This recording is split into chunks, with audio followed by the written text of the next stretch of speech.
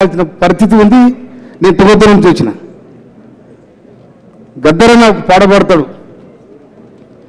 పుట్ల కొద్ది పంట తీసి పూటకు సస్తీ వీరో దచ్చన్న దారిలో నరన్న నారారి నరన్న నారారు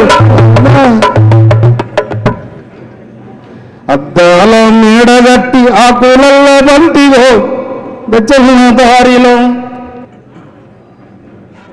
గద్దరన్న ఆలోచన ఈ ప్రపంచ చరిత్రలో నిజంగా ఒక పేదవాడికి ఒక బీదవాడికి అనగబడ్డ జాతికి ఆ పాట ఇంటనే పల్లెలు ఇడిచిపెట్టి పట్టాలు చేరింది ఒక వ్యవస్థ.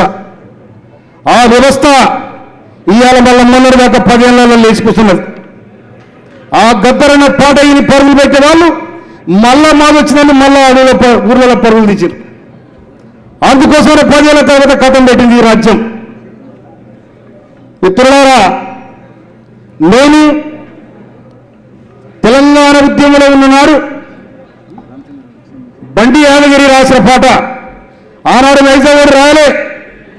బండెనక బండి గట్టి 16 బండ్లు గట్టి ఏ బండే పోతావు కొడుకో ఓరెట్టి ఈ పాట పడినైనా అయితే మాబూ సీన తీసినప్పుడు దాన్ని ఇటు మలిసి ఓరారి వైజాగ్ అని పాట రాసింది, దాన్ని మిలకట్ చేసి.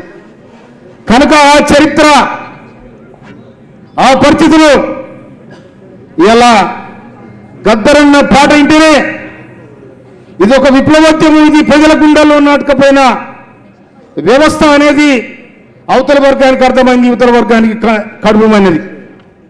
కనుక పేదవారు ఎవరైనా కూడా నాగలు దున్నుకుంటా కూడా గద్దరన్న పాడబడిండు, ట్రాక్టర్ దున్నుకుంటా గద్దరన్న పాడబడతారు. ఇప్పటికీ గద్దరన్న సాగు అనేది గద్దరకు సాగు మరణం, కానీ గద్దరన్న చిరస్మరణీయంగా ఈ జనం గుండెలో ఉంటారని కూడా నేను మనం చేస్తున్నా. ఎందుకంటే జన జన కర జనారే జనకు జన జనారే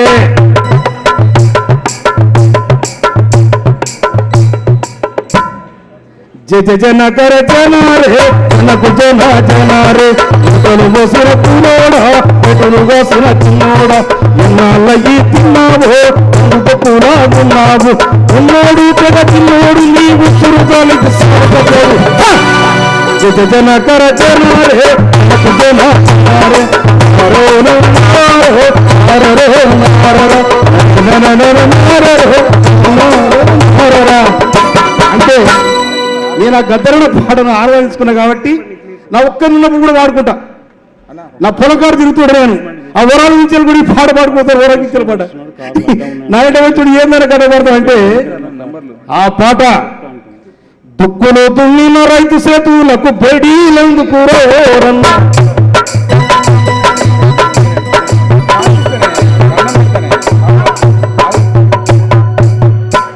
కష్టపడే రైతు కూలీలను కాల్చి చంపేనేవాడో హోరన్న. అయితే ఈ వ్యవస్థ ఈ విధంగా సాగింది కాబట్టి గద్దరన్న పాటకు బలం వచ్చింది.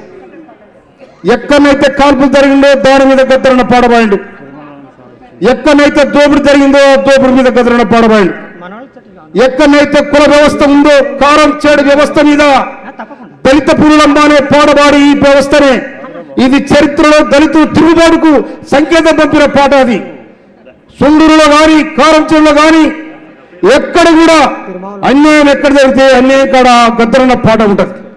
ఇప్పటికి కూడా ఆ పాటకు అన్వయించి ఎక్కడ అన్యాయం జరిగితే ఆ దాన్ని కూడా పుణిగిపుచ్చుకొని తప్పకుండా ఈ వ్యవస్థలో గద్దరన్న చిరస్మరణీయంగా మళ్ళీ గద్దరన్న పుడతారైతే ఒకవేళ పుట్టి ప్రయత్నం చేసినా కూడా ఈ వ్యవస్థ అలాంటి వాళ్ళు ఉంచుతారని కూడా నాకు డౌటే.